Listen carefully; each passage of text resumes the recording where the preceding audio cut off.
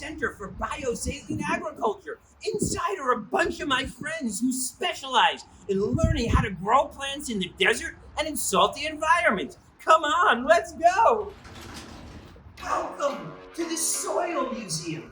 I see a lot of tools. Check out this auger. This auger allows us to dig deep into the sand and see what's down there. This soil profiler allows us to go in and literally create a soil sandwich to learn what is in soil. Look at all these amazing tools that they have. Now, some of these tools are exactly like the tools that we use to grow aeroponically. For example, they have a conductivity meter. A conductivity meter, you can stick it in the soil and see how much electrical connectivity there is between the water and the nutrients in the soil.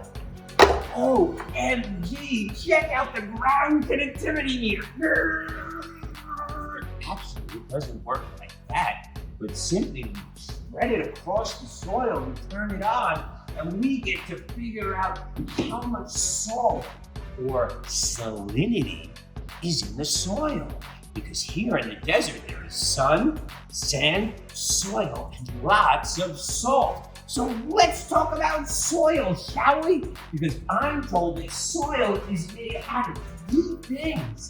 Sand, it's made out of silt, and it's made out of clay. And you can see that there are 12 different types of soil profiles that really only have sand, silt, and clay. So let's talk about this. Wow, sand is fine pieces of inorganic matter from 0.05 to 2 millimeters. That is really small. Now this is so soft. And watch this. Here is silt, and silt is even 1,000 times more fine. It is 0.002 to 0.05 millimeters. That's 100 to 1,000 times smaller than each piece of sand.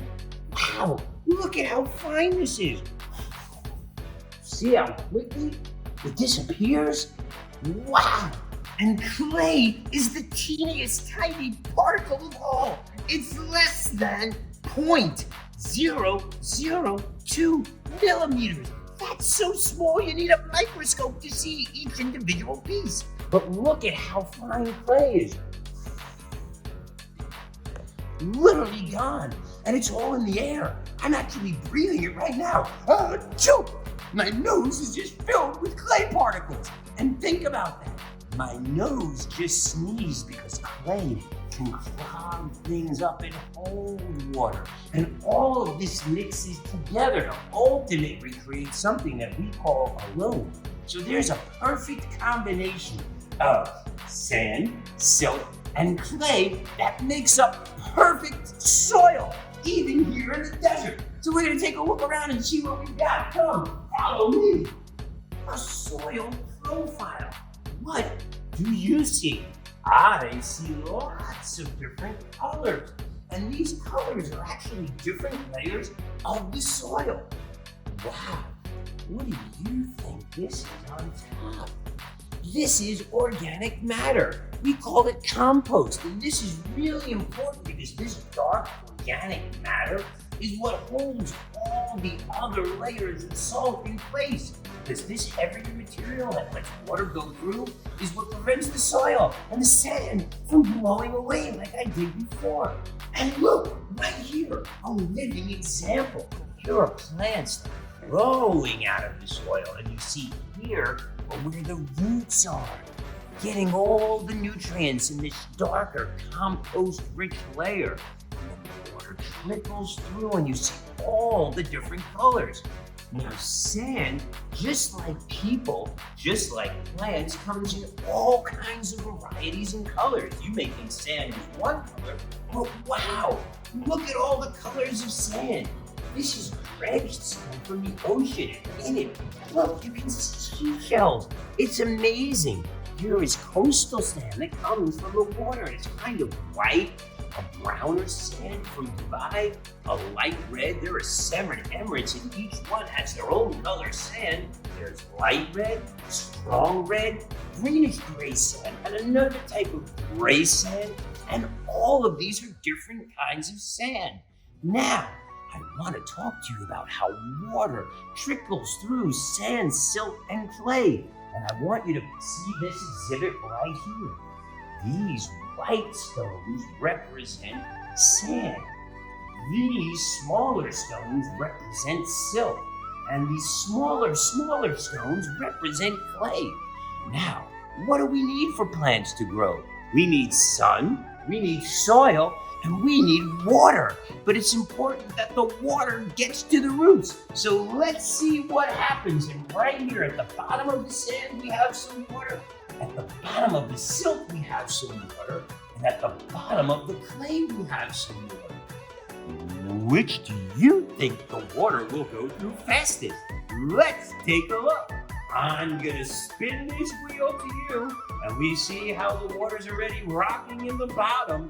But watch what happens. 1, 2, 3. Wow, look at how quickly the water goes through the sand. If the water went through the sand that quickly, the roots would never see it. Look how slowly it's coming through the silt. And look, it's barely coming through the clay. So you want some sand for the water to go through. You want some silt for the water to get caught. And then you want some clay so that the water stays right around the roots and has those roots have water for all of the plant's life. So it's important that we have the perfect combination. And that perfect combination, augmented by compost and nutrients, gives plants everything they need to survive, even in the desert. Wait a minute, I think I lost my cheese hat. Maybe I left it in the sand profile. Let's go take a look. Students, remember, here's the compost. Whoa, look at it. Hey, buddy, give me my hat back. These are living organisms. They help move the soil and create spaces so that water and compost can come down. And here's the sand. Here's that layer of compost. Students, we've learned so much. We could fill up a big book with everything that we've learned about soil. And in fact, soil scientists do just that. They have massive books filled with diagrams and charts documenting where all the soil is, every single plot of land. And they have book after book after book. You better get a good library card for this one. And remember, be kind to all the pages.